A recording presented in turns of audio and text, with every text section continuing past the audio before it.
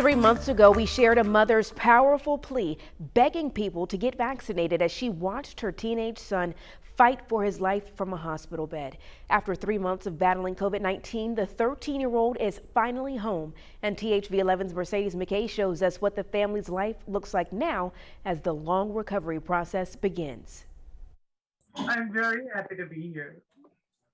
I did not think that we were going to be here. He was so critical for so long. I did not think we were going to be here. Angela Morris holds her son's hand tight as they sit side by side in his room, a place they haven't been in months. This is nowhere what I imagined. I read the news too, and all the people on COVID and ventilators, and I would have just never imagined this was going to be our life. They called the hospital home for the past 16 weeks as Alex battled COVID-19, spending most of his time on a ventilator, the machine breathing for him. It was a lot of stress, a lot of confusion. I was overstimulated and overwhelmed. It was the little victories like these, his first day without oxygen and his first time sitting up alone, that got Angela through. And just days ago, the family got the news they'd been waiting for. Alex could finally go home.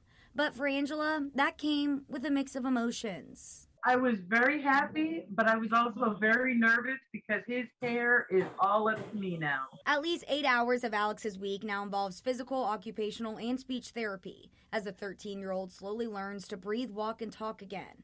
Dr. Rick Barr with Arkansas Children's says all of this is the body healing itself. There are a lot of things that a child has to go through to recover from any type of critical illness, let alone COVID. For a child that was on a ventilator as long as Alex was, Barr says the lungs have to learn to work on their own. I think the short answer, it just takes time. There's no magic bullet. There's no, necessary treatment. Barr says with a child that was in such critical care, there's no telling when Alex will be himself again. All he knows is that it will be a long road. I wish we had a different answer that we could just fix this, but it just takes time and a lot of good medical care and attention and support by the family. While Angela is back home, treasuring every moment with her son. Him talking and him smiling at me, just him being here. Her message is the same from Alex's room as it was next to his hospital bed. A shot is definitely a lot easier than where we are right now. Mercedes McKay, THV11 News.